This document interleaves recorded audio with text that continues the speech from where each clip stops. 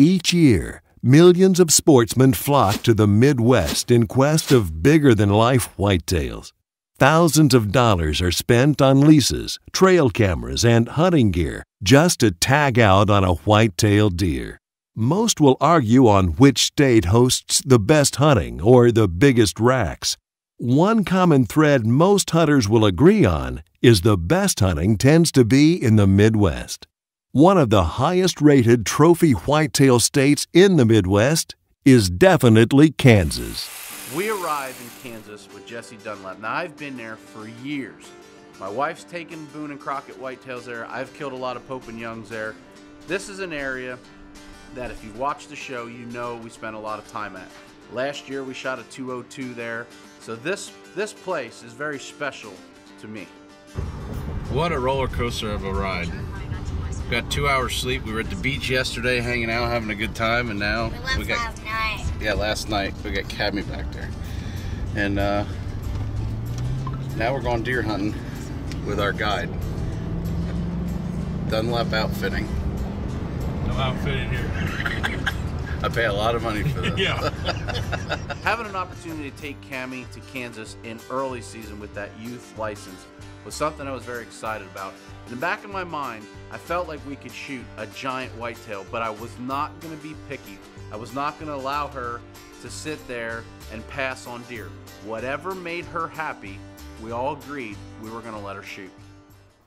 We arrived in Kansas, and we had one of Bobby Hart's rifles and made sure it was sighted in. She held that target up, proud as can be. She had him in the bowl.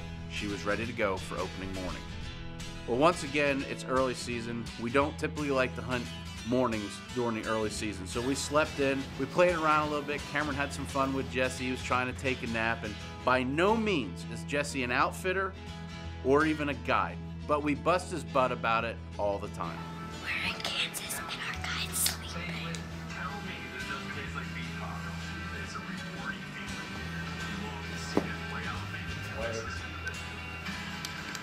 We gathered up our things for our first afternoon hunt, and Jesse had a big bean field that he had been scouting, and he knew that there was some pretty good deer coming into it. Our first afternoon sit didn't quite go as planned. We set up on this bean field, watching where the deer would be coming out, and of course one shows up at 5 yards. Well, this doe comes out. Cameron got to see it. You know, it was a lot of fun. We got to see plenty of deer that first sit, but no big monster whitetails. On day 2, Jesse said, let's get up in the morning because we were heading back to the same field we hunted on evening number 1. Day 2 here in Kansas. Cammy's getting ready to shoot a big buck, I hope. We're having a good time. Yesterday we were set up straight across from here. We saw a lot of deer, but most of the activity was right here in this corner of this bean field. So Jesse decided to come in here. We got the perfect wind. We set up some bushes right here along the edge, right on the fence line. As soon as they cross over, they're fair game. So we'll see exactly what happens tonight. It wasn't long, and a bunch of small bucks came out, and Cameron got to see her first buck fight. It was these 2 little 1.5-year-old bucks going at it. She could hear the antlers tickling, and had quite a few does come out. It was a lot of fun. Unfortunately, the weather changed like that. We gotta go. Well, the deer moved a little bit early because there was a storm coming, and if you've ever been to Kansas and a bad storm comes, you sure in heck don't mess around. So we gotta go now because there is lightning all the way around us. Like over there. It was all around us. So we gotta go. So we gotta go. I'm freaked out. Well, this was amazing. Right over the back of Cammy, it's lightning, and I'm like, do I really want to show this footage to Joy? Because she's going to shoot me for having her kid out there in this mess. But we made it, and we got back to the house, and we had to come up with a sure-proof plan for day 3 because it was my last day in Kansas. So here we are. We just rolled in. We're going to head down the road, get into our spot, get all situated. And then I'm going to try to shoot a deer tonight and try to make it happen. Well, on day 3, we got perfect barometer, perfect wind, perfect weather. All we needed was a deer to show up. We actually got to set up on top of a mound where we had seen the deer the day before, so we were going to be right on top of them with the perfect wind. Well, it don't take long, and Jesse and I look out in the milo field, and pow, we see a big rack. Well, this buck starts walking down towards us from the milo to the bean field, and actually jumped the fence right where we were sitting the day before. So Cameron was kind of mad. She's like, I don't understand why we're not there, but I'm teaching her about wind. If you hunt the wind out there, you can kill a buck. Looks like he's gonna walk down that hill. He's gonna come out about over there by that one big fence post.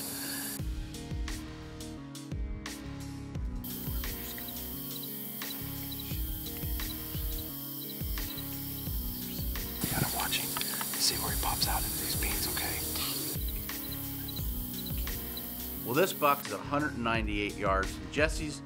He's managing Cammy, and I'm filming. My heart was pounding. There was no way I could help Cameron without getting her too worked up. So he's range finding, he's glassing, he's coaching Cameron, and I'm right next to my little girl with the camera. Just stay on that buck. Hold up.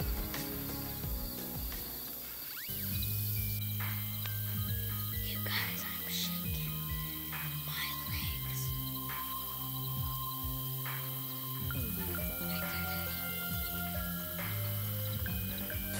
He's moving to the right. Get situated. Well, this buck's out there about 200 yards or so, and all of a sudden he snaps his head, and more deer come. Follow him. Get him in the scope.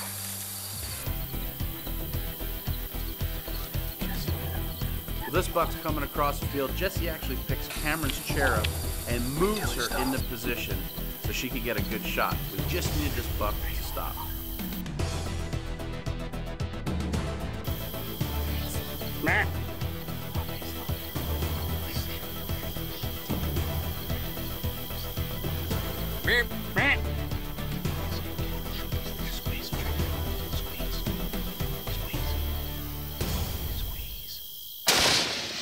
Got him.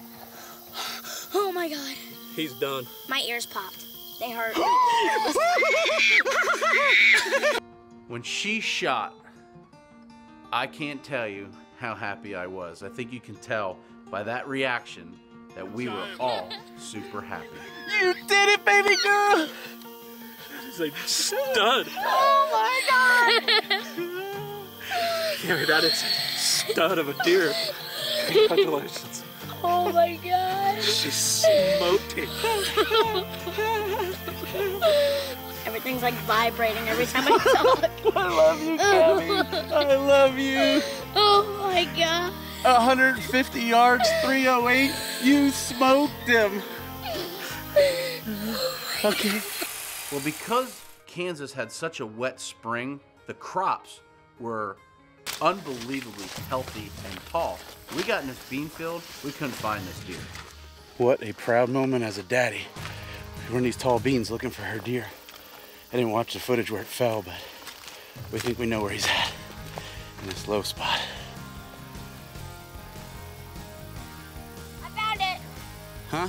Found it. What'd you find? It took a little bit of time, but we found old alfalfa. Look at that buck. It's a 7-pointer, and then there's a point coming after that. They have drop time. This was a buck that Jesse knew about, had a little drop tine, a big giant spike, 4 on the one side, a great deer for Cameron there in Kansas. I am so happy that I got this deer. We went out this morning for does in a different spot.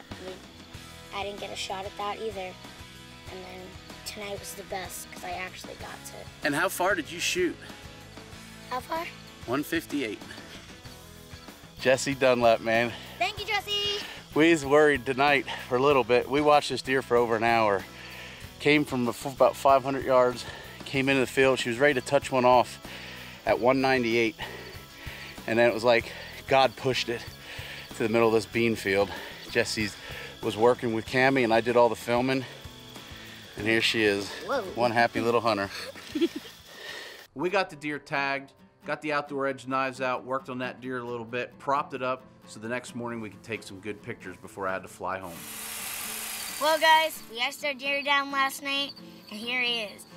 So I am so happy that it's here right now. And what's really cool about this deer is that it has a drop tine in the back and a really big spike. And we named it Alfalfa because of this. It kind of looks like the hair of Alfalfa from the Little Rascals. And it has velvet here. So we're gonna get out our Outthere edge knife and we're gonna clean this deer because I am getting it mounted on our wall at home. And I would just like to thank Jesse Dunlap for letting me come out here and for an awesome hunt. Congratulations, Cameron. You couldn't have made me more proud to make that shot with a 308 at that.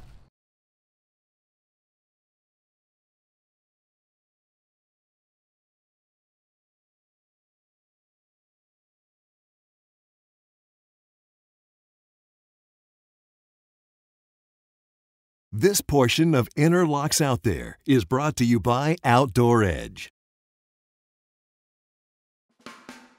Well, being on that airplane flying home, I couldn't help but to think about the fall. With all these crops, how difficult was it going to be? This is the Midwest. It's not real hard to figure out deer, but when God throws a wrench in your operation, it can make things difficult. We show up the end of October.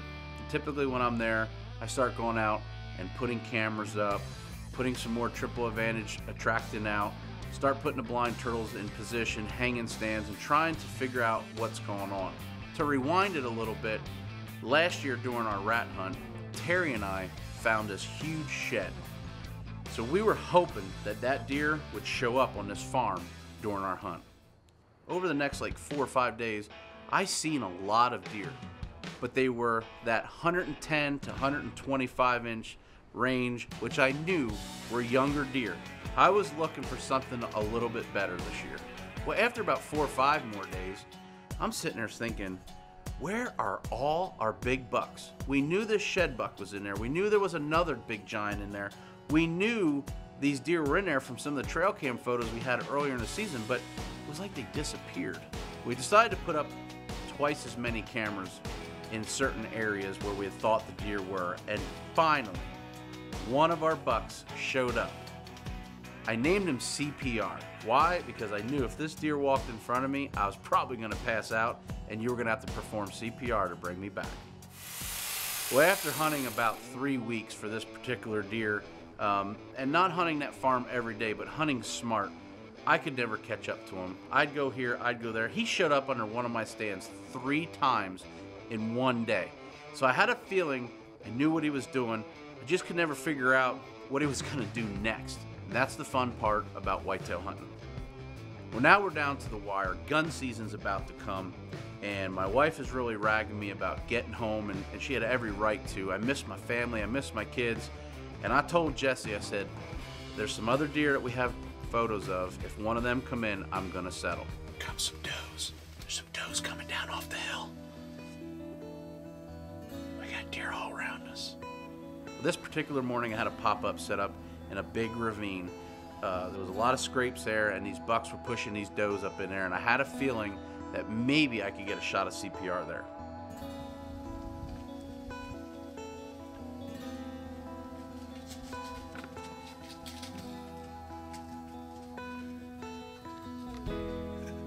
Well, it starts off with a bunch of does coming in, some smaller bucks.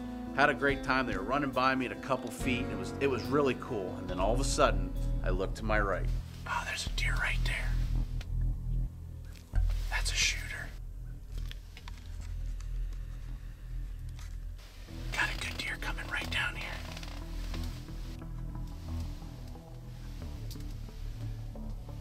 Well, I see this buck. I'm not exactly sure who he is, but I can tell you now he's downwind. And I know that's cliche for TV. And even though we're using evade, I still have in the back of my mind, he's gonna pick me up. So I spray a little buck bomb. I want him to smell extras and not Corey Brossman.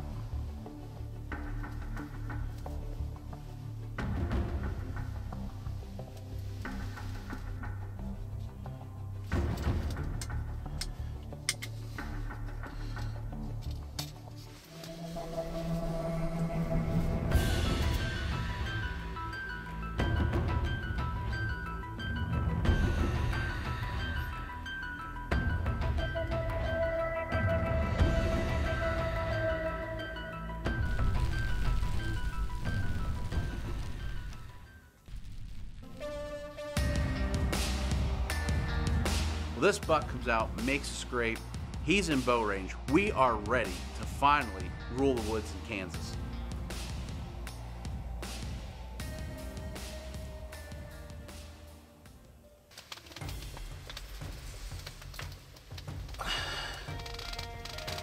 Well, that marten is shaking and that interlock is barely staying on the rest, because I tell you what, I'm ready. I'm in kill mode. He comes right in and stops perfect. Yes!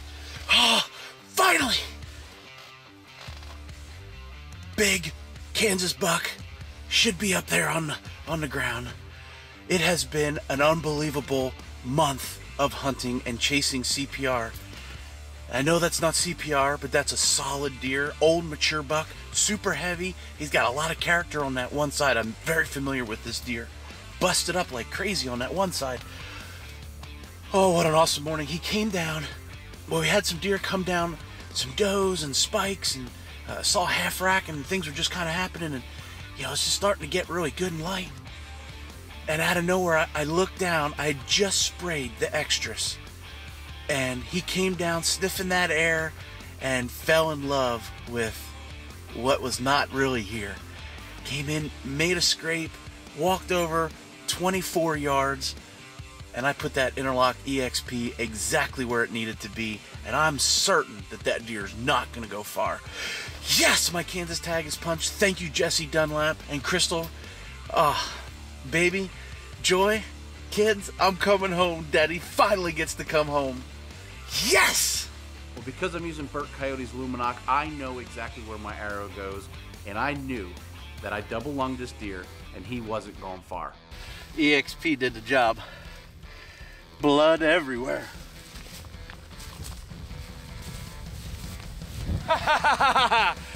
There he lays! Holy smokes! I said I ain't leaving no more deer go. I'm gonna start shooting. And gosh, what a buck. Unfortunately, it was a little busted up, but hey, I don't care. This was a great hunt for me to take my daughter to Kansas and experience her shooting her biggest deer, and me have an opportunity at this 170 class whitetail all year and just nip at his heel but never catch up to him was a great story. Well, the story's not over. We had one opportunity to hunt him opening morning of gun season. Jesse seen the deer and made the shot, and we got CPR. No, we didn't. You got him! Found his right side last year. Actually, my dad did. We searched for the next month. Guys, this is what Innerlocs Out There is about. It's about having fun and killing deer. Size never matters, but this year, Size does matter. Size does matter. Oh.